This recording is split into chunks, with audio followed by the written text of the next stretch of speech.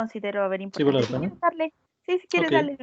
pues listo, empezamos a grabar en 5, 4, 3, 2. Muy buenos días, tardes, noches a quienes nos escuchan y nos acompañan en este bonito podcast. Estábamos teniendo una discusión bastante agradable, ¿no? Una plática pre-micrófonos muy interesante aquí con David y Karen. ¿Cómo estás, David? Muy bien, muchas gracias por invitarme nuevamente. Ok, Desmañanado, pero bien. se te escucha más serio que hace unos segundos, donde estabas más No, es que estoy entusiasta y aquí más... leyendo. Ok, Déjame justifico. Estoy te leyendo algo. distrajiste. Me Ok, distraje.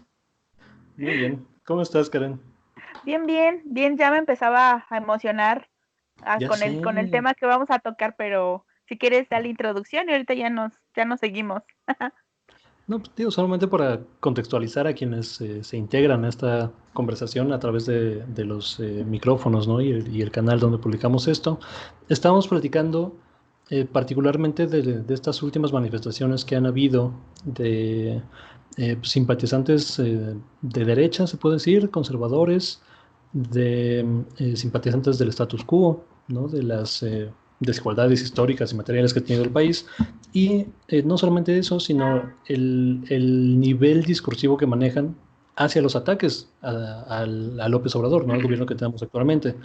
Evidentemente hay mucho que criticarle, ¿no? Aquí lo criticamos constantemente, pero usan términos, ¿no? Que a veces, o sea, son tan etéreos, ¿no? Que bien podrían decirle es el diablo, ¿no? O es, o sea, ajá, o sea, ¿y qué significa el diablo? No, pues para Es- cada quien significa lo más malo posible, ¿no? Lo que sea que eso signifique. Y usan términos como comunismo, ¿no? O socialismo, o Venezuela, ¿no? O Chávez, muchas veces sin definirlo, y yo me atrevo a decir muchas veces sin saber lo que significan ese tipo de términos, ¿no?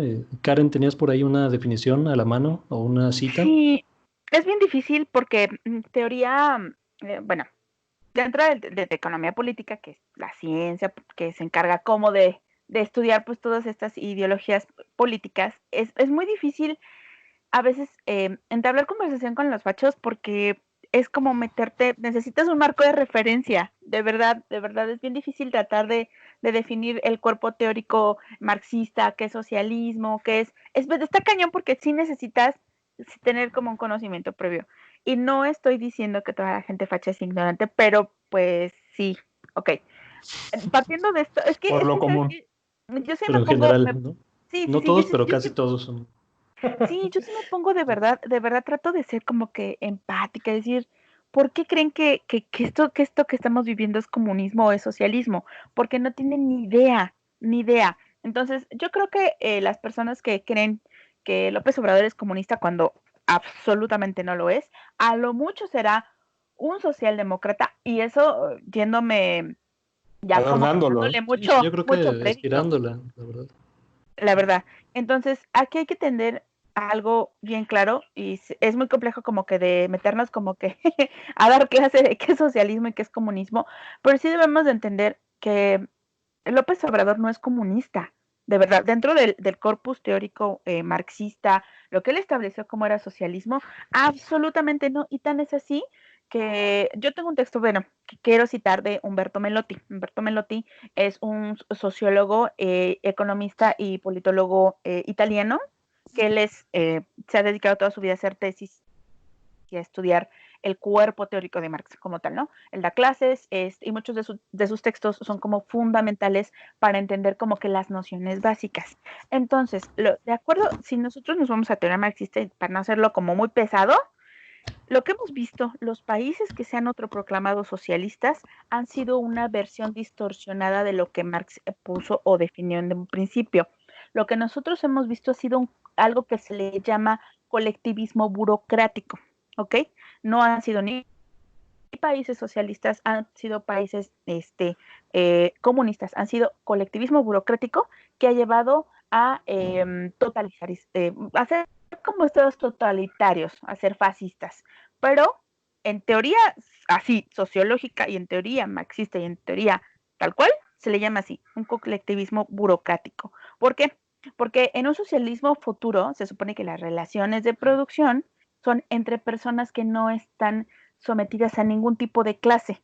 No hay, ya desapareció, hubo lucha de clases, somos entes libres, ya no hay sometimiento al Estado, ya no hay apropiación de los medios de producción. Eso es un socialismo futuro que jamás lo hemos visto, jamás, jamás, así, tal No ha cual, existido en la lo historia de la estableció humanidad. Marx. Exacto, nunca, nunca ha existido, ¿no? Solo han existido modos de producción, la comunidad primitiva, el modo asiático de producción, el modo antiguo, el modo feudal, el burgués moderno capitalista y el burócrata colectivista, nada más. En el burgués moderno, que es todo el mundo, México, Estados Unidos, todo, prácticamente todo el mundo, la relación de producción es capitalista, proletariado, ¿no? Esto es teoría marxista. Y las formas de producción es el trabajo asalariado de forma libre, ¿no? Se supone que tú puedes ser, es un ente libre de vender tu fuerza de Contratarte con trabajo. quien quieras. Exacto. Y la forma En teoría, ¿no? Pero bueno.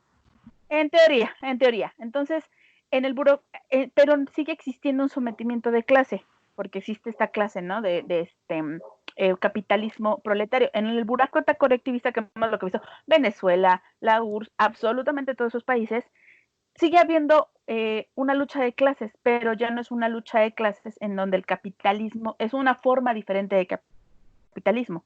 Ahora son el burócrata, el Estado, que están la población sometida al Estado. Sigue habiendo una relación de producción de sometimiento, ¿no?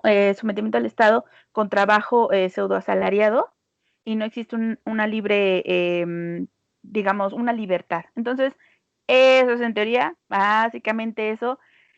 Pero para comprender esto sí está como difícil porque hay que meterse como que en conceptos básicos, como que en el ABC de que es relaciones de producción, que es conciencia de clase, que son modos de producción. Entonces Materialismo histórico. sí, o sea, sí se necesita darle como que una clasecilla, la verdad es que a los fachos hay que tenerles paciencia, amigo, te tengo paciencia, porque yo sé y te comprendo que la gente no tiene este marco teórico. Y está bien cañón, porque yo ya, después de todo esta mini clase, cuando te metes a Twitter, cuando te metes a ver que lo que vimos, la marcha de los carros, que ponen, es que AMLO es comunista. Y yo, No es al que comunismo, ¿no? Fuera del no es comunismo. Como comunismo, si alguna vez fuera hubiera otra entrado, ¿no? O sea, cosa. En realidad, Fuera del marxismo. fuera el No al marxismo. marxismo. Exacto, ¿no? Entonces, creo que lo que le tienen miedo es, creen o tienen esta conciencia de que les vamos a quitar su riqueza para que otro lo tenga. Y es mucho más complejo que eso. Creo que, no sé, esto es, nada más a mí me vino a la mente, así como para tenerlo en conciencia, que los mismos marxistas dicen, es que estos güeyes que hicieron este pedo, el pinche URSS y todo esto, eso ni siquiera ha sido, esa es una radicalización bien diferente de lo que el socialismo puro marcaba, o Marx, o sea, Marx ya se murió y ese güey no sabe todo el desmadre que la gente hizo después con su cuerpo teórico. Entonces, está cañón, porque yo creo que sí tenemos un problema muy grave que la gente no entienda. ¿Y sabes qué es lo que más me sorprende?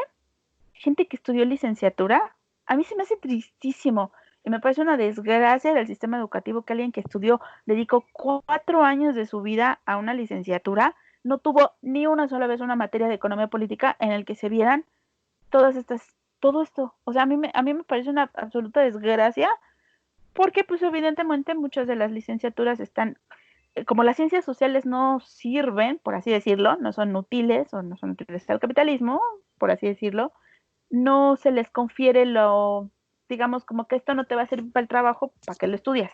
Y hay gente que de verdad nunca ha estudiado no tuvo ni siquiera una embarradita de todo esto. No sé qué piensen. Ya, hasta aquí mi mini clase de social, que digo, da para mucho, hay gente que es más experta en esto, ¿no? Pero sí me sí. desespera saber que hay gente que de verdad no, de verdad cree que somos comunistas. Esto está cañón, está cañón.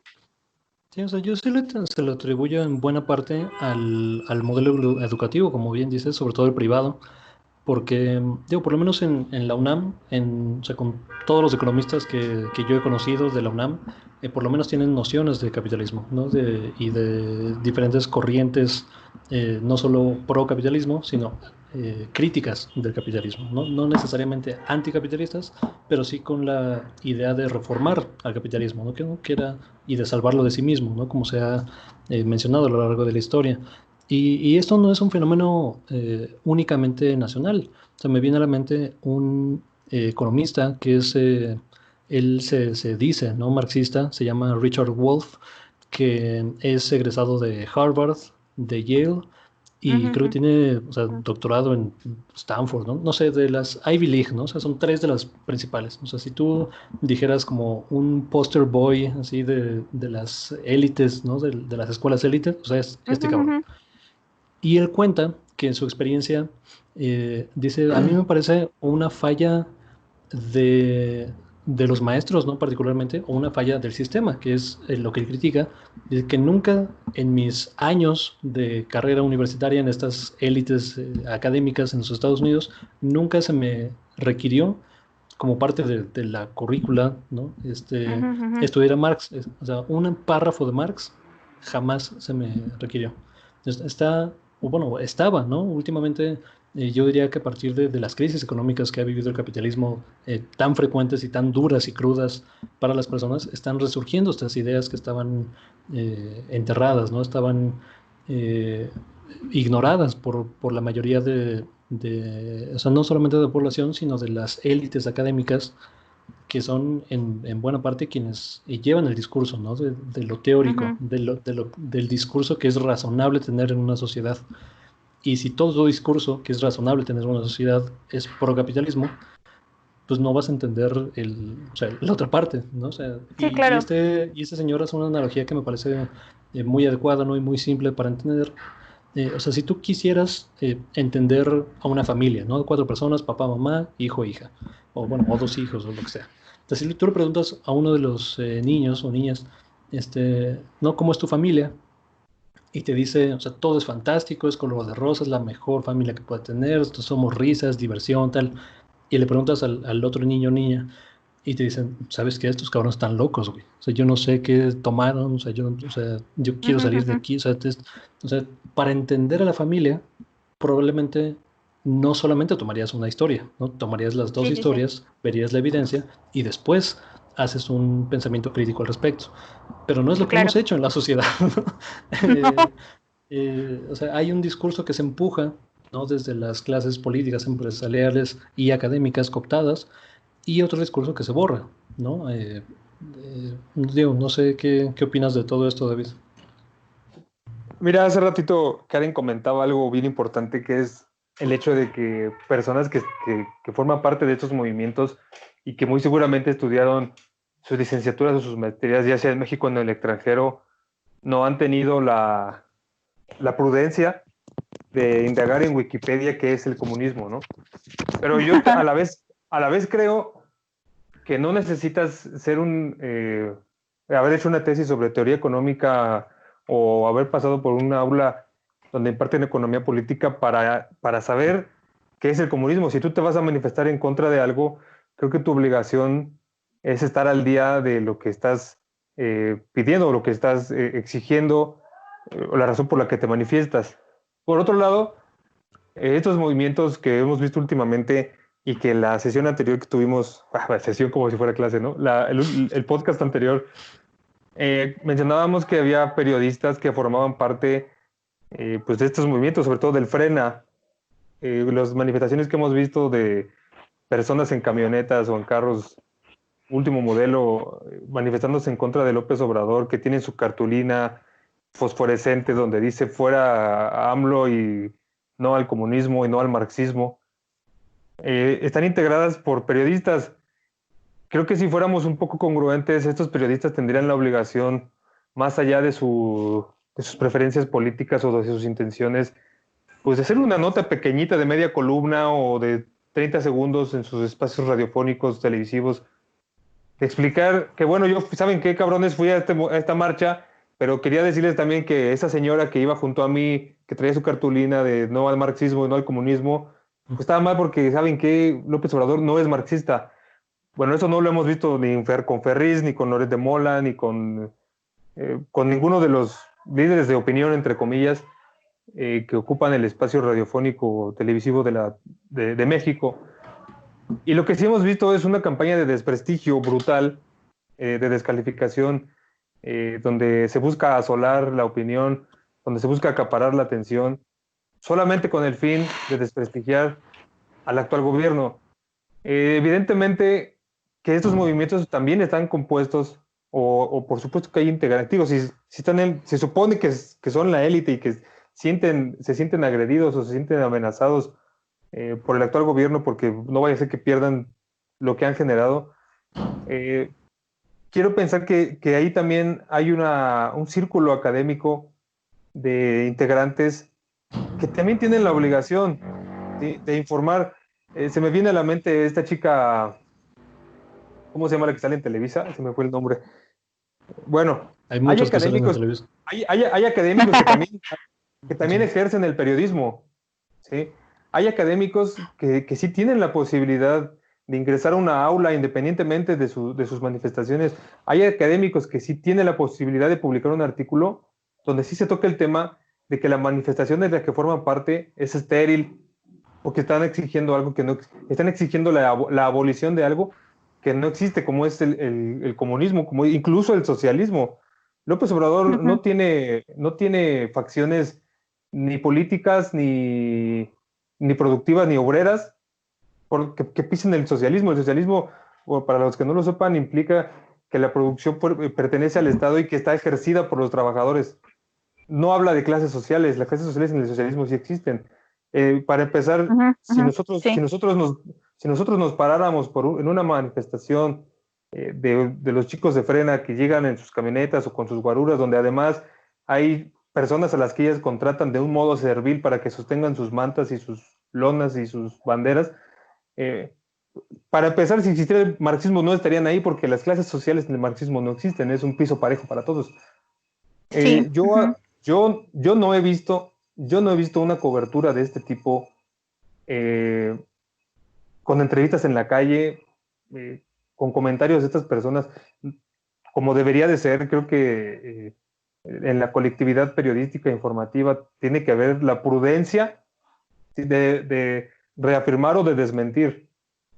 Y digo, con la poca o nula o pobre calidad de periodistas, de muchos de los periodistas que tenemos hoy en día, esta parte en la que nosotros deberíamos estar bien informados, no de la marcha, sino del objetivo y de los satélites del objetivo, se han quedado cortos. Creo que medios modestos como este, espacios modestos como este, tendríamos que tener pues la obligación de en su momento salir a la calle a darle voz a estas personas para entender sus razones, ¿no? Eh, con el tiempo se verá, creo que el tiempo es el mejor juez y quedará en evidencia. Alguien tendrá que salir a desmentirlo. Alguien de ellos mismos tendrá que salir a dar la cara, a ofrecer una disculpa por meter miedo en la sociedad. Porque si yo soy un comerciante, un pequeño Es que comerciante, y a mí ellos me explican que estamos amenazados porque López Obrador nos va a expropiar cuando no le ha quitado sus propiedades a nadie, cuando no le ha pasado por encima a nadie, cuando no ha despojado a nadie de su riqueza, cuando las posibilidades de seguir creando riqueza siguen siendo las mismas y con un piso más parejo, entonces podríamos hablar de que hay una pluralidad. Por lo pronto no. Sí, es que Karen, ¿me sabes ibas a que yo creo decir algo? que Sí, sí, perdón, te iba a sí, dale, interrumpir, dale, David. dale. Sí, porque quiero retomar la parte del miedo. Cuando nosotros reaccionamos, el ser humano reacciona con miedo a algo que desconoce. Si tú no conoces o no te acercas siquiera por curiosidad a conocer los preceptos de, por ejemplo, el comunismo es una doctrina política, social, económica que aboga por una sociedad libre, sin división de clases. En el comunismo, toda la actividad económica y social está regulada por el Estado. Entonces, en el comunismo sí se propone, y es importante terminar con el sistema capitalista y la propiedad privada. La producción se reparte, no solo de acuerdo con el trabajo de los individuos, sino según sus necesidades. En el comunismo, que es que algo que no hemos visto, el ideal no es que la gente trabaje por obligación, sino porque el trabajo es una responsabilidad para con los demás. Por eso el comunismo viene del latín communis, que es común. ¿Ok? Eso es lo que marca el comunismo y nosotros no hemos visto nunca eso. El socialismo, por su parte, sí convive con diferentes formas de gobierno. Hemos visto, por ejemplo, en la Unión Europea antes de que llegaran en los finales de los 70s el neoliberalismo con Margaret Thatcher, sí vimos socialdemocracia. Los estados europeos tenían estos modelos de ser más equitativos. Entonces, el socialismo sí permite eh, que las capas, como tú dices, poner un piso parejo para las capas más bajas. No significa que a nadie se le va a expropiar los medios de producción, sino que estos van a ser más igualitarios, sino que las personas van a tener el mismo acceso. Entonces, a veces socialismo y comunismo provienen y son fuentes teóricas que se entrelazan, pero realmente creo que la gente no comprende que nunca lo hemos visto y va a estar muy difícil que realmente lleguemos a un socialismo puro, un comunismo puro, porque comunismo puro significa derribar todas las clases, derribar todo el sistema económico existente, porque sí, para el comunismo es importante cambiar el régimen económico y social, porque es la única manera en que podremos cambiar al hombre. Y se supone que en un futuro la última versión, ahora sí que como, como la última digievolución del comunismo sería absolutamente desaparecer del Estado. El Estado ya no existiría porque las personas podemos autogobernarnos, somos capaces de autorregularnos, hemos roto nuestro sistema de valores y no necesitamos la imposición de una estructura gubernamental estatal que nos diga cómo guiarnos y llegaremos a lo que Nietzsche diría, ¿no? El superhombre. Pero bueno, este es meternos como en más ondas, ¿no? Entonces yo creo que si comparamos cómo estamos ahorita en México, pues obviamente seguimos un sistema totalmente capital neoliberalista, pues yo creo que está cañón que como que es como que decir que AMLO es comunista, pues está cañón, ¿no? A lo mucho te digo, sería socialdemócrata, a lo mucho sería y eso ya como que Keynesiano, yo diría.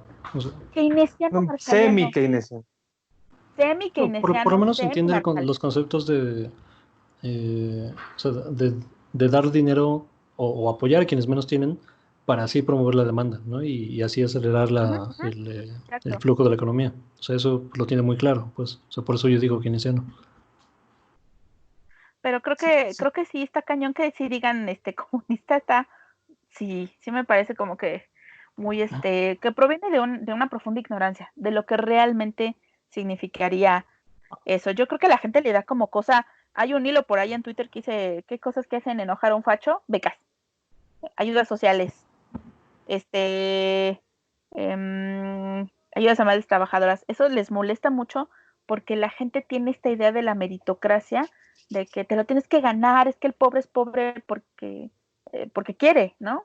Entonces, está cañón. A mí sí, la verdad, las ideas, pues, yo puedo criticar a López Obrador, pero también puedo criticar muchísimo esta idea de los fachos, de, en el sentido de que la verdad es que no tienen a veces ni idea de Sí, mucho de digo, lo que sí. ok. Este, yo quiero enfocarme en esta última parte de lo que dijiste. Bueno, o sea, primero, o sea, dejar claro que efectivamente López Obrador nunca ha tenido ni en el discurso, ni en su plataforma política, ni en su forma de gobernar, ni en la gente que lo rodea, y que es muy, muy cercana a su primer círculo. O sea, no tiene tendencias postcapitalistas. O sea, él no es algo que tenga presente, que crea, que promueva.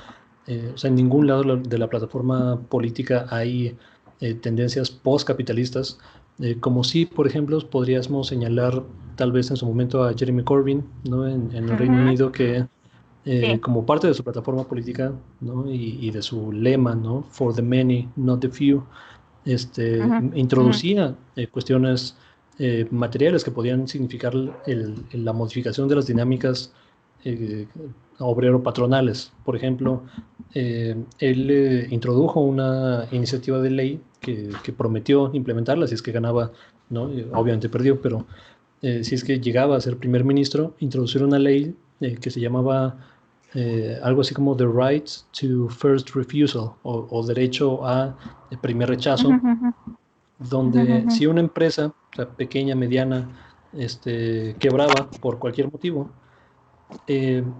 la mesa directiva se disolvía y no tenían derecho a venderla o anexarla a una gran corporación a priori. Es decir, los trabajadores tenían la opción de, si querían, organizarse, que el gobierno les prestara una lana para comprar la empresa y hacerla una cooperativa. ujú. O sea, y esa, digamos, esa cuestión, pues sí, promueve la dilución de esta relación obrero-patronal a la que estamos tan acostumbradas, ¿no? Y sentimos que es parte de nuestra vida cuando o sea, nos sentimos demócratas, ¿no? Y tenemos a la democracia como uno de los valores que identificamos que debemos promover en todos los aspectos de nuestra vida, menos en el aspecto laboral, ¿no? O sea, digamos, no se cuestiona esta parte de que, o sea, de la organización de las empresas que son unas mini tiranías, ¿no? O sea, tal cual, o sea, no tienen ni siquiera la apariencia de ser democráticas, incluso aquellas que se llaman públicas, ¿no? Que tienen acciones, que expiden acciones, y yo puedo tener un pedacito de Apple o un pedacito de tal. O sea, realmente quienes toman las direcciones es la mesa directiva y son quienes tienen la mayoría de las acciones. Entonces yo puedo tener ahí mi pedacito de terreno, ¿no? Pero o sea, no tengo absolutamente ninguna injerencia en lo que pasa internamente en estas grandes corporaciones. Y esta propuesta, pues sí, o sea, se puede decir que es de corte post-capitalista, Sí, ¿no? Que sí, sí. además, o sea, que además ya ocurre. O sea, en España hay grandes cooperativas, la más grande del mundo se llama Mondragón, que de hecho Mm, tiene una universidad en México, la Universidad Mondragón, bueno, no nada más en México, pero en varias partes del mundo, y es un enorme corporativo que empieza con un padre de apellido Arismendi, por ahí anda la basura, ¿no? Ahí, no sé si tengan cosas que tirar, pero ya lo Acá escuché que anda. anda por ahí. Mi cartulina que dice, Este, fuera AMLO, fuera marxismo, la voy a echar a la basura ahorita mismo. sí, exacto. así es. Pero sí, o sea, como parte de la plataforma política de Obrador, o sea, no existe, o sea, no podemos identificar en las 100 promesas de campaña que o sea, él publicó desde antes de tomar posesión y antes de que se fuera la elección como tal, no viene ninguna sola que sea, que podamos identificar como post-capitalista. Entonces, o sea, no existen Exacto. esas tendencias. Y sí, o sea, yo creo que estos adjetivos o estos conceptos, la gente que quiere asustar, ¿no? A las demás personas, al pueblo, para alejarlos de estas ideas que pueden dar miedo, se basan, como bien dices, en una cuestión arraigada que tenemos del mito de la meritocracia, ¿no? Y que va para los dos lados. O sea, Sí, claro. si tú eres altamente exitoso en un sistema capitalista, o sea, no cuestionemos tus relaciones, ¿no? Tu apellido, tu familia, tu código postal, la posible corrupción que hay ahí, el nepotismo, o sea, eso no lo veamos. Si tú eres extremadamente exitoso en el sistema capitalista, es por ti, ¿no? Es por el individuo, porque te lo mereces, porque trabajaste más que nadie, porque eres más brillante, porque produces, porque, ¿no? Tal. Y esta es la parte de endiosar a figuras como Jeff Bezos, ¿no? Elon Musk, que hace, que Sí. por cierto, hace poco estaba viendo la vida de Jeff Bezos, o bueno, o lo que él dice que es su rutina diaria. O sea, el tipo se para a las 10 a las 9 de la mañana, o sea, duerme hasta que el cuerpo aguante, o sea, se para, se prepara su desayuno, dice que es o sea, huevón, él se asume huevón, o sea, no tiene reuniones antes de las 10 de la mañana y no toma decisiones después de las 5 de la tarde. O sea, su horario laboral, o sea, si tú dijeras, bueno, o sea, el tiempo que trabaja, pues, o sea, digamos, o sea, un jornalero, o sea, se lo lleva Sí. de calle, órdenes de magnitud, entonces no son las horas que trabajas, pues, o sea, este tipo hizo buena parte de sus negocios con tratos con gobierno, o sea, y por mucho tiempo, no sé si es hasta la fecha, pero por lo menos hasta hace un par de años esto era cierto, su principal negocio no era Amazon, o sea, su principal negocio era el almacenamiento de datos. Y los contratos que tenía con gobierno, con el Pentágono, con la CIA, de almacenamiento en servidores, o sea, él es dueño de los servidores y les cobra una renta a los gobiernos, principalmente de los Estados Unidos, por almacenar sus datos, o sea, datos estratégicos, datos de Estado, secretos de Estado. Pero bueno, entonces ese es por un lado, el endiosar a las figuras de hasta arriba, ¿no? Y por otro lado, la meritocracia también va hacia abajo. O sea, si no eres exitoso en el sistema capitalista, es tu culpa, ¿no? Hay una falla moral o no estás trabajando suficiente o no estás esforzándote lo suficiente para crecer en el escalafón del capitalismo, ¿no? Sí, claro. Y esto, o sea, aplica para la sierra, ¿no? Tarahumara y aplica para la ciudad, aplica para quien sea. O sea, entonces, obviamente, ¿no? Y tienes que ignorar el entorno no político, económico, social de la persona, o sea, su código postal, sus relaciones, si viene de ciudad o de campo, sí, o sea, eso no importa en esta idea de la meritocracia, porque o sea, tú podrías, ¿no? Según esta idea, Sí, ajá, ajá. trabajar lo suficiente como para llegar hasta la cima, como sí lo hicieron algunos pocos, que si lo ves en el contexto amplio, muchas veces se debe más a las relaciones y al código postal y al apellido que realmente al trabajo, ¿no? Como tal el esfuerzo. Entonces, Y es que, sí, o sea, Y yo ese, creo que hay y que ese ha sido derribar el ese tipo síntoma, y ese ha sido el síntoma, y ese ha sido el síntoma principal de las grandes riquezas mexicanas, el contubernio con el. No hay, exacto, parece que en los últimos 50 años no hay riqueza familiar o personal sin contubernio del gobierno, sin complicidad con exacto. el mandatario, con el del jefe delegacional, con el municipal, con el estatal o con el presidente. Y eso lo hemos visto, está documentado, podemos hacer de esto una lista de 100 casos si quieren, donde mágicamente el amigo se enriqueció. Pues con Fox pasó siempre, con Calderón no se diga, con Peña Nieto todavía estamos ahí rascándole para ver de qué tamaño fue el boquete, pero pareciera que no hay monopolio o riqueza mexicana sin la participación del gobierno. No existe. Y ese va a ser un tema después entre nosotros, pero eso y lo sabemos, ¿no? Y que estos chavos vengan con sus camionetas a exigir que se regrese a ese modelo, de verdad que es carecer de criterio, de sentimientos, de un pensamiento hacia los demás, sino de implorar porque se mantenga un egoísmo que los mantiene, que los mantenga donde han estado siempre y donde es verdad, lo que sí es cierto es que sus privilegios están amenazados, pero por privilegios entendemos la condonación fiscal, ¿sí? Ajá, Los exacto. contratos que quedaron pendientes o la ampliación de los contratos que además o es la. el mínimo, o sea, ¿no? Ni siquiera es ese, o sea, no se le está transgrediendo su riqueza, su patrimonio, su estilo de vida, o sea, contribuye lo que dice la ley. Entonces, es el mínimo que se le está exigiendo y eso ya es suficiente para causar revuelo, ¿no? Y descontento y enojo y que salgan a la calle, bueno, que salgan cómodamente, ¿no? Con su auto último modelo, con el aire Ujú. Yo creo, acondicionado, ¿no? y Las yo creo que pancartas prefabricadas, etcétera. Ajá, sí, adelante. en el fondo lo que más les da miedo, supongo yo, quiero pensar yo, es que esta idea de que el trabajador servil que viene del campo o aquel que tiene menos y que como tu trabajo no es tan importante, pues yo estoy dispuesto a darte lo que yo quiera darte en un empleo, ya sea doméstico o sin importancia, se pierda. Porque este gobierno lo que sí tiene para mí es la oportunidad de revertir este efecto que ha habido por la no redistribución de la riqueza. Entonces, sacar del modelo este concepto de que tiene que haber desigualdad para que nosotros podamos seguir viviendo como vivimos, es algo que los tiene, pero acorralados. ¿Sí? ¿Pero tú Pero crees eso que es este algo que gobierno lo está haciendo a la magnitud necesaria no. con respecto a la Pero por lo desigualdad que menos, tenemos en México e no, histórica? no. Pero Ok. antes de esto, no había habido una redistribución, no se había comenzado al menos a crear un modelo de redistributivo como el que ya hay, que es insuficiente, sí, pero se tenía que empezar por algo y no se va a hacer en un sexenio ni en dos. Este es un efecto que mira, este problema fue después de la revolución. Supongamos que necesitemos otros 70 años para revertirlo del modo para revertir las agravantes que dejó el anterior modelo. O sea, el modelo priista y luego el neoliberalista dejaron más pobres, hicieron más ricos a los ricos. Entonces, para pensar, suponer que en un sexenio vas a componer ese aparato inservible que servía a unos y descomponía el bienestar de otros, también es risible. No se puede en un sexenio, pero había que empezar por algo.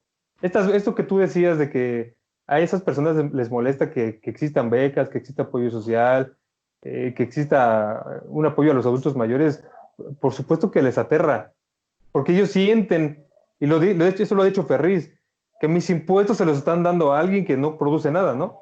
Bueno, don señor medio de los medios ¿usted qué ha hecho por darles algo? Usted, señor Claro. empresario, ¿qué ha Ujú. hecho usted? ¿Qué ha hecho usted por mejorar las condiciones de sus trabajadores? Tuvo que llegar este gobierno para, bueno, rasparle tantito y darles tantito a ellos. Porque usted, señor, no lo ha hecho. Usted, señor Salinas Pliego, no lo ha promovido. Usted, señor tal, no se ha encargado de eso. Porque esa es la tarea social de un empresario. A mi parecer. No, pero además, o sea, Ah, bueno, en el contexto de la pandemia, nada más, antes de darte la palabra, Karen, sí, poner sí, en sí. contexto, o sea, esta pandemia nos ha enseñado, hasta le pusimos nombre, ¿no? ¿Cuáles son los trabajadores esenciales? O sea, aquellos sin los cuales la economía y la sociedad en la que vivimos se desmorona. O sea, Ujú, ujú. son históricamente los que han sido peores reconocidos o peor remunerados. O sea, vendedores de la esquina, no campesinos, transporte, tienditas, correos, mensajeros. Eso es lo que no puede parar. O sea, esos son los trabajadores esenciales, es la sangre, pues, del sistema en el que vivimos. Y, o sea, pararon los CEOs, pararon los directivos, pararon las oficinas, paró el marketing, paró, o sea, paró muchas cosas y no pasa nada, honestamente. O sea, si estos tipos se recluyen, o sea, 6 meses en sus casas y no salen, y no producen, y no hacen una llamada, no pasa absolutamente nada. La economía Se sigue y está el país cayendo sigue. Los que... se está cayendo la economía sin la producción de cosas que no necesitamos, básicamente. Exacto. Exactamente. Ahora sí, Karen, disculpa. Sí, no, no, no. Tengo aquí varias ideas. Por una parte, la parte del mito de la meritocracia. Si el mito de la meritocracia fuera cierto, si es que entre más trabaje, yo voy a conseguir más por el poder de mi esfuerzo, se están ignorando. A mí lo que no me molesta muchísimo de esto es que se ignoran las disparidades estructurales. Ese es el problema de la meritocracia. Por mucho que un jornalero se mate 12 horas bajo el rayo del sol, recogiendo jitomate, recogiendo, picando la tierra o estando, nunca va a poder salir de esas condiciones de pobreza por mucho que explote su fuerza de trabajo. Jamás, jamás. Eso es algo que en el mito de la meritocracia es una total mentira. El pobre no es pobre porque quiere, el pobre es pobre porque existe toda una estructura sistemática que ha perpetuado durante muchísimas décadas los sistemas de desigualdad. Eso es algo que sí nos debe de quedar clarísimo. Hay gente que claro que sí puedes mejorar tus condiciones de vida, claro que sí puedes trabajar y ahorrar y comprar tu casa y por supuesto que sí. O sea, esto no es completamente que esté en duda, pero la verdad es que las capas más desfavorecidas de la población es difícil, si no imposible, que exista movilidad social. Eso lo tenemos asegurado. En primero, esto es por la parte de la meritocracia. Y porque existe también esta parte de la meritocracia es estructural, porque como lo decía Richard Sennett es un sociólogo estadounidense. Él lo que dice, afirma que el fracaso es el gran tabú moderno. Para los individuos, el fracaso constituye la experiencia más profunda de la ineptitud. Limita al ser humano en la posibilidad de reestructurar un yo coherente. Cuando tú te sientes en el fracaso, tu narrativa personal se derrumba, porque no hay elemento del capitalismo más destructor, más corrosivo que el del carácter, del no sabernos lo suficientemente buenos. Por ejemplo, el trabajador por medio busca siempre el deseo de prestigio que brinda una profesión, consolidar una carrera. Esta es una de las metas que cualquiera, y esto te lo puede decir cualquier persona, persigue con más ahínco y resulta fundamental para el desarrollo del carácter. Entonces, cuando las personas tenemos fracasos en el sistema de capitalismo, porque no nos lo permite, porque son diferencias estructurales, ese es el problema de la narrativa del yo, la autovaloración que tenemos se desprende, y eso también es lo que decía Byung-Chul Han, que para mí es uno de mis autores favoritos, es un filósofo surcoreano que escribe en lengua alemana. La nuestra es una sociedad del cansancio, en la que se vive la angustia de no hacer siempre todo lo que se puede. Y si no se triunfa, es culpa tuya, no del sistema. Tú tuviste la culpa, porque tú no le echaste suficientes ganas. Entonces, este es un mundo en el que uno se explota a sí mismo y cree que se está autorrealizando. Esto es la verdad una mentira del neoliberalismo que culmina en trastornos depresivos, de ansiedad y bueno, muchísimas cosas. Y por otra Justamente. parte, exacto, por otra parte, ¿por qué Elon Musk, porque todas estas figuras eh, logran esto? Porque ya nacieron en sistemas de privilegios donde para ellos es más fácil acceder. Por ejemplo, Elon Musk nació en una familia donde me parece que su papá tenía acciones petroleras en Sudáfrica y donde ya tenía el capital para invertir. Aparte de esto, Elon Musk no fundó Tesla, sino que demandó a sus fundadores para quedarse con el crédito. Él no inventa Sí, nada, él todo lo hace funda contratada por PayPal, él. ¿no? O sea, Ajá, PayPal es como exacto, su innovación, digamos, una forma más eficiente de transferir dinero. exacto. Pero él realmente no inventa nada, hace a la gente contratada por él para asumir el mérito, porque tiene los medios económicos para hacerlo. Eso es una parte del gran mito que tenemos respecto a la meritocracia. Y otro de los miedos es que la gente, cuando se dice redistribución de riqueza, creen que van a meterse a tu casa a quitarte los medios con los que cuentas, ¿no? Que te van a quitar tu casa y se la van a dar a un pobre. No, redistribución de riqueza significa que las posibilidades para toda la población van a ser equitativas. Eso es lo que primordialmente debería de ser la idea y debería de transmitirse así. Se van a establecer para que toda la población tenga las mismas posibilidades de éxito, que no existan estos escalancitos donde tú estás en el último escalón y la persona con más privilegios, porque eso es privilegio, ¿no? Hay muchísimos tipos de privilegio. Y es lo que hablábamos también de lo que hubo la discusión sobre clasismo y racismo en México, ¿no? Que bueno, eso ya también da también para otro más extenso, pero eso es una serie de privilegios con los que se cuentan y la redistribución nace de eso, establecer para todas las personas las mismas posibilidades de éxito. No es que se te van a meter a tu casa y te van a quitar o sea, no. ¿Por qué? Porque la verdad es que el capitalista no lo va a hacer por sí mismo. Yo sí difiero contigo, nada más ya para terminar, David, no tienen debería ser su responsabilidad social, pero no lo tienen. Es ahí el papel del Estado. Por ejemplo, Salinas Pliegos debe 32 mil millones de pesos en impuestos, debe de pagarlos. El Estado debe a todas esas grandes empresas que tienen deudos al fisco, que son, pues eso están incurriendo en un delito, una cuestión grave de falta a la ley, absorber esos impuestos, que sea más equitativo. A las personas que ganan más se les graban más, no es que te lo vayan a quitar tus medios de producción y te vayan a quitar tu empresa, o sea, por el contrario, sino fomentar oportunidades mismas de desarrollo, de igualdad y de equidad. Es eso lo que ahí radica, pero la gente cree que te van a quitar tu carro y se lo van a dar a los pobres, o sea, no funciona así, o no debería de ser así transmitido, y creo que es un error de López Obrador que no lo transmita de esta forma, así correctamente. Sí, es uno de los errores que le hemos mencionado, ¿no? Constantemente acá, que, digo, o sea, comunica mal.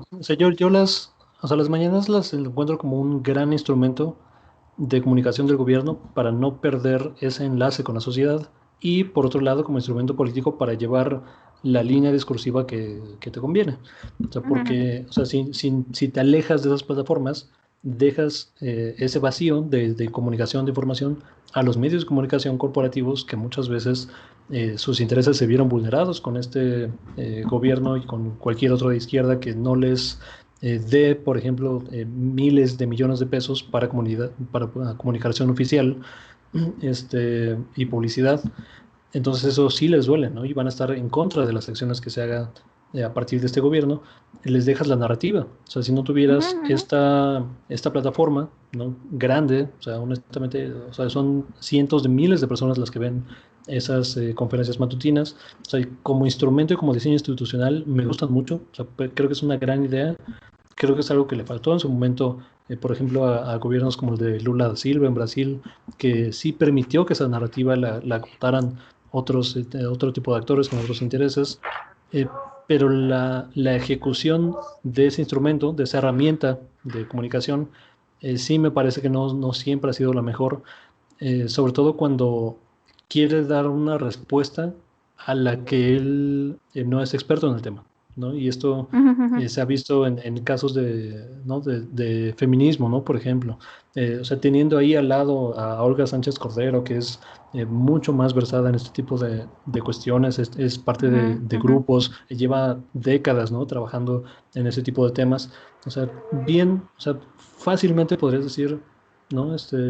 O sea, no sé, una respuesta sensata, monosilábica si quieres, pero ¿no? Le difiero la respuesta a quien sí sabe, ¿no? Aquí está a mi lado. O sea, creo que eso sí lo ha hecho, o sea, no lo ha hecho tan bien. Y digo, o sea, no necesita saber de todo, esa es la otra. O sea, no le achaco al presidente que no sepa absolutamente todo de todos los temas, porque no es su responsabilidad. Además, o sea, el presidente no tiene que saber exactamente todos los detalles de la instrumentación de todos los... O sea, no.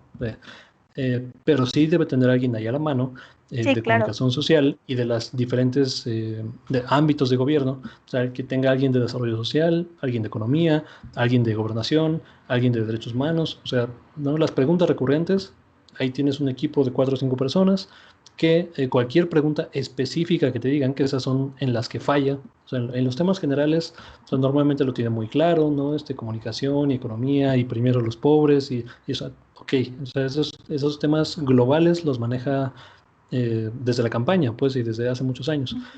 Eh, pero los temas particulares y específicos, pues esos bien se pueden diferir a las personas en las que tú estás confiando que instrumenten esas cuestiones. O sea, tampoco son Claro, improvisados, sino o sea, es tu equipo de trabajo. O sea, bien te puedes apoyar en tu equipo de trabajo y comunicar de forma efectiva cuestiones que son preocupaciones legítimas de la gente.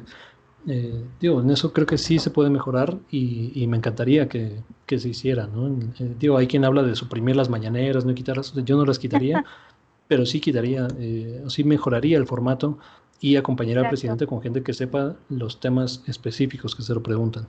No sé si David tienes un comentario de todo esto que hemos dicho. Sí, sí, dos cosas. Primero, Karen comentaba, resaltaba esta idea eh, que se ha venido dando del capitalismo, no sé si de los últimos 100 años o 50 años después de la guerra, eh, o después del neoliberalismo, de que el capitalismo es exigente con el individuo y de que tú, mexicano, que vive bajo el esquema de producción en el que aparentemente o supuestamente el que más trabaja y el más inteligente y el que más se prepara es el que al que mejor le va.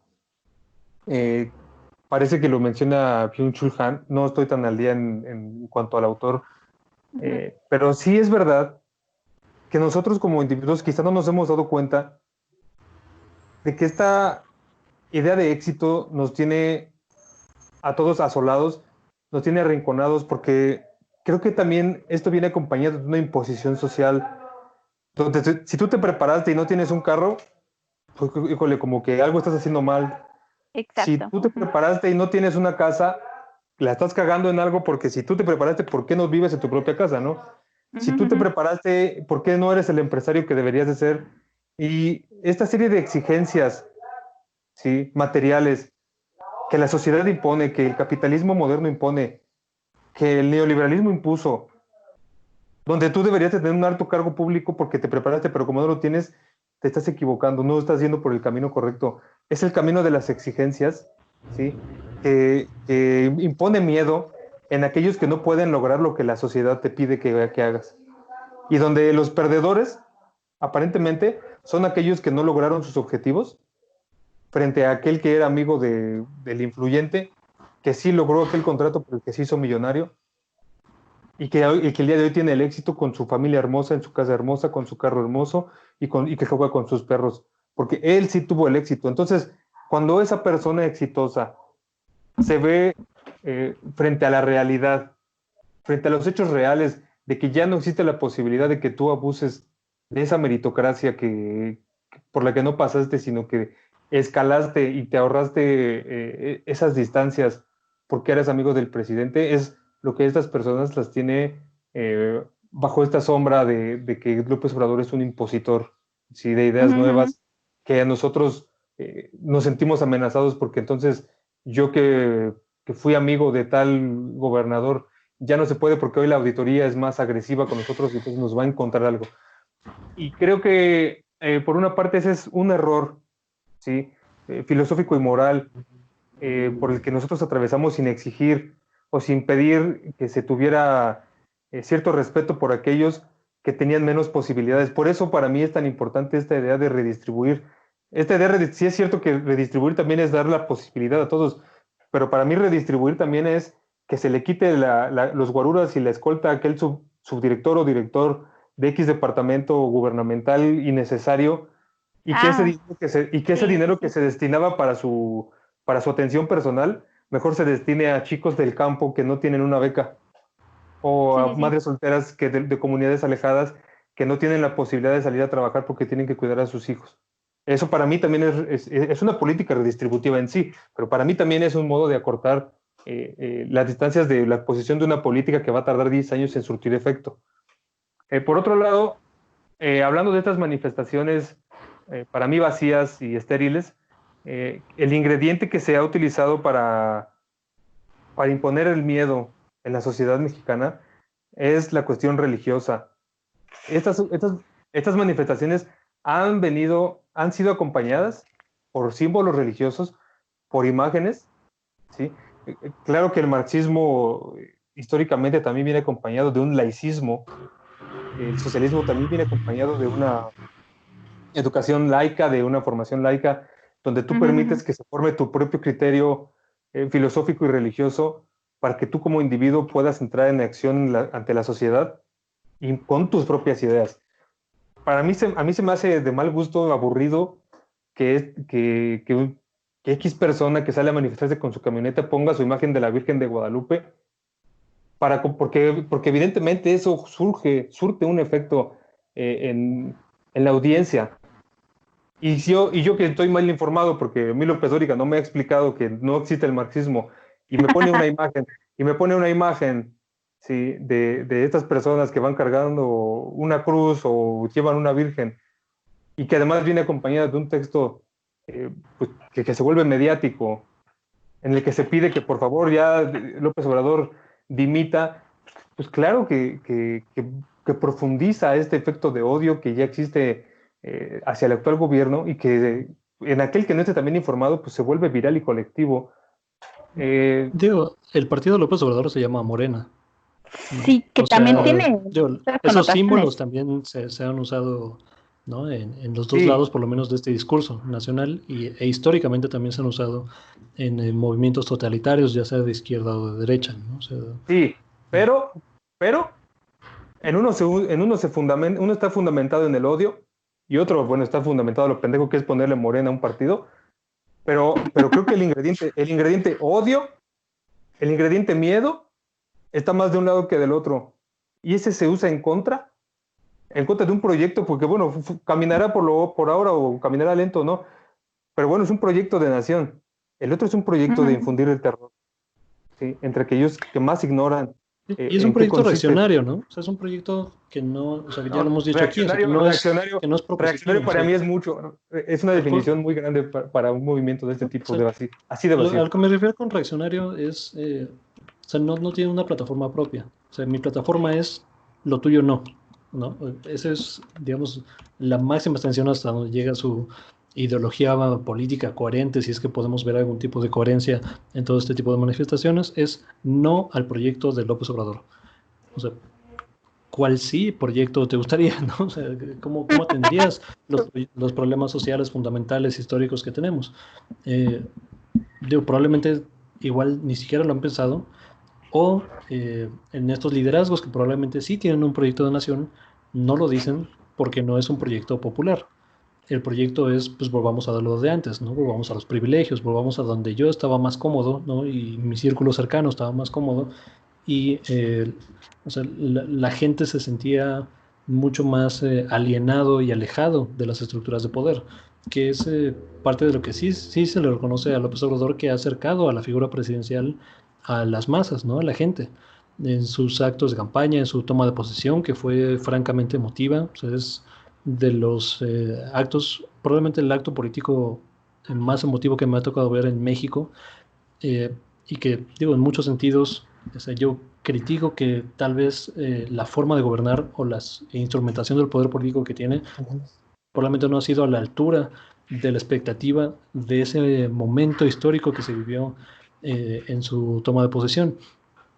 Eh, pero sí, digo, estos simbolismos no religiosos y dogmáticos son perniciosos en la historia de la humanidad. O sea, tampoco, o sea,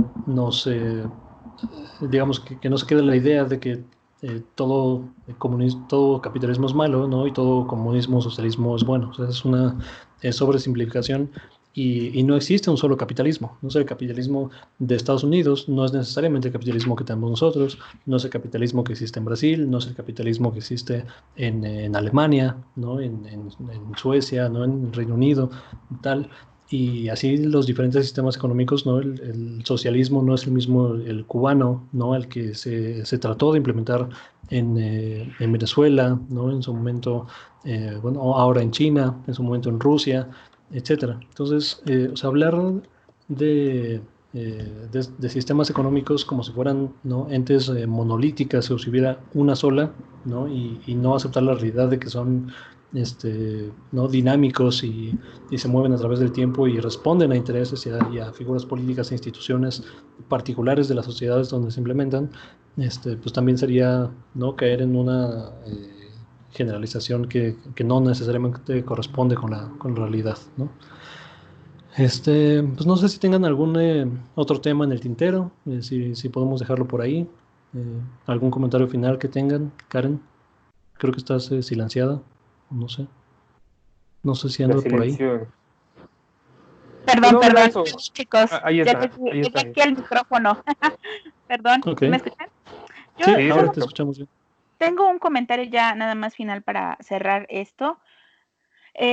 Me parece que sí, todo recae en una situación de privilegios. Si la oposición tiene, como tú dices, un proyecto de nación diferente al que propone López Obrador, probablemente esté basado en mantener los privilegios en cuando ellos se sentían cómodos, cuando podían tener todo libre y estaban coludidos con el Estado para poder hacer negocios en beneficio propio.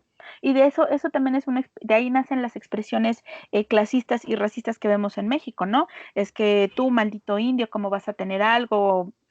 Todo este conjunto de expresiones que vivimos provienen de esta situación, de que el mismo sistema perpetuó privilegios y cuando esos privilegios se ven tocados, pues claramente quieren volver a lo que era anteriormente. Entonces, si tienen un proyecto de nación, probablemente es porque no sea popular, así como tú mencionabas. Y ya para cerrar, sí hay que tener, yo quiero hacer nada más un comentario sobre igualdad y equidad, ¿no? Que a lo mejor podremos retomar después. La igualdad Ok. es poner las mismas condiciones para todos, ¿no? Si imaginemos unos niños tratando de alcanzar unas manzanitas en un árbol. La igualdad la igualdad significaría que todos los niños puedan alcanzar las mismas partes del arbolito para coger las manzanas. Pero a veces el sistema, que es el arbolito, está chueco y las manzanas caen más rápido o están más cerca para los niños que están de ese lado que los que están del otro lado, que tienen que subirse a cajas o usar una escalera para subirse. Este ejemplo es muy bonito porque también muestra que la igualdad es establecer condiciones, pero la equidad es también dar las herramientas y la asistencia para, a lo mejor los niños que están de este lado no van a necesitar una caja para subirse, pero los de que está el arbolito chueco, sí van a tener. Y la justicia viene cuando se logra la equidad, cuando se logra la igualdad, pero la justicia más bien es cuando reparas el sistema, es como ponerle a los arbolitos unos tensores para que quede recto, no esté chueco.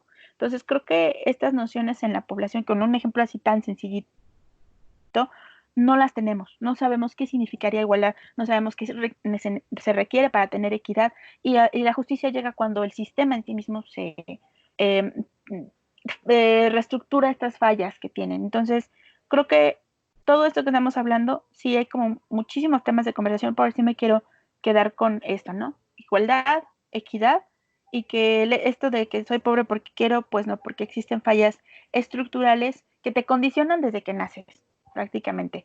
Entonces, pues hay que ver después a ver si podemos más platicar de este tema, pero ese es como mi comentario final, chicos.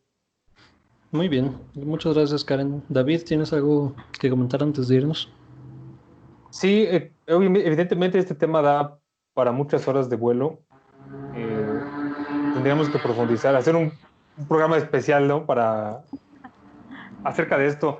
Pero sí, estoy de acuerdo con Karen. Creo que Karen habla de las ideas. No conocemos lo que es la equidad, no conocemos lo que es la igualdad, no sabemos la diferencia entre socialismo y marxismo, no sabemos muchas cosas.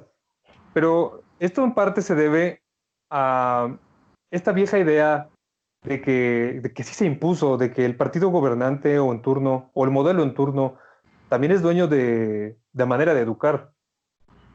En los días del priismo, en los días de la postrevolución, hasta, pues, yo creo que hasta el día de hoy, en los libros de texto de la primaria o de la secundaria, poco se habla. Yo no recuerdo haber leído la diferencia entre marxismo y socialismo claramente y claramente explicado pues en mis libros de historia.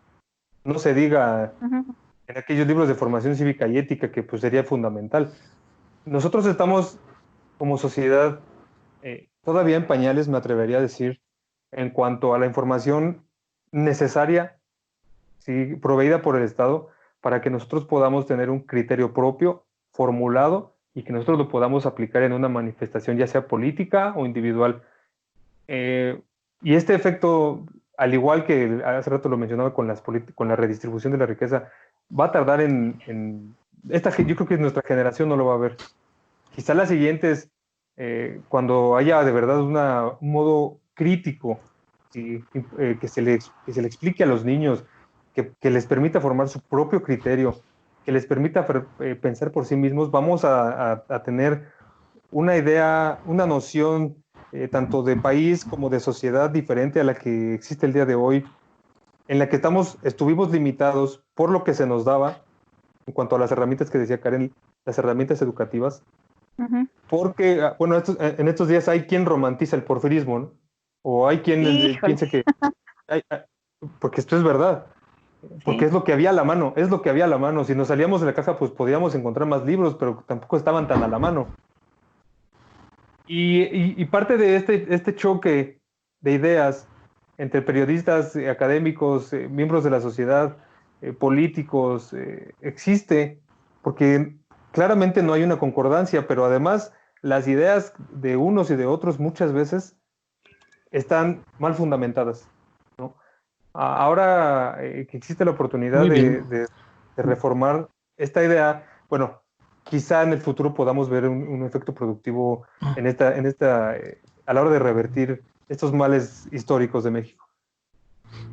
Yo estoy de acuerdo contigo en que o sea, no sabemos si lo vamos a ver los resultados de esto en vida. O sea, a mí no me gustaría ser, digamos, o tan pesimista en ese sentido.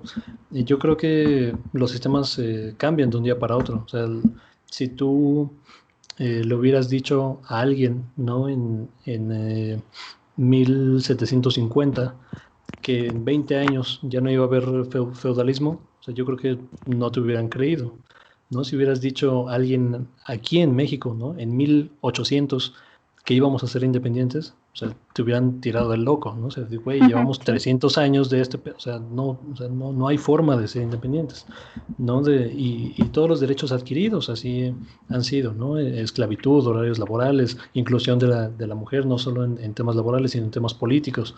O sea, estos, no me acuerdo quién fue la persona que dijo, me gustaría tenerlo a la mano la cita, pero era algo así como, o sea, hay décadas en las que no pasa mucho y hay momentos en los que pasan décadas de cambio o algo así. Entonces, seguramente estoy no destrozando la cita, pero es algo así la idea. Entonces, no sé, o sea, yo creo que en esta pandemia, ¿no? O sea, tenemos pandemia, tenemos crisis económica, tenemos malestar social, tenemos reclamos sociales, históricos, materiales, no solo en Estados Unidos, ¿no? En México y en muchos sectores del mundo, reclamando derechos civiles que no se les han entregado. No sé, o sea, yo creo que puede haber un cambio. Igual, no estoy seguro de que lo vayamos a ver, pero la historia de la humanidad nos dice que las cosas pueden cambiar tal vez de un día para otro. Entonces, bueno, nos despedimos con esta pequeña reflexión. Muchas gracias a quienes nos hayan visto o escuchado en esta, creo que es 16ª edición o 15ª, ¿no? Por ahí. Muchas gracias a Karen, muchas gracias a David. Nos vemos hasta la próxima. Síganse quedando en casa, ¿no? Entre más puedan, todavía no acaba toda esta situación. Y nos vemos hasta la próxima.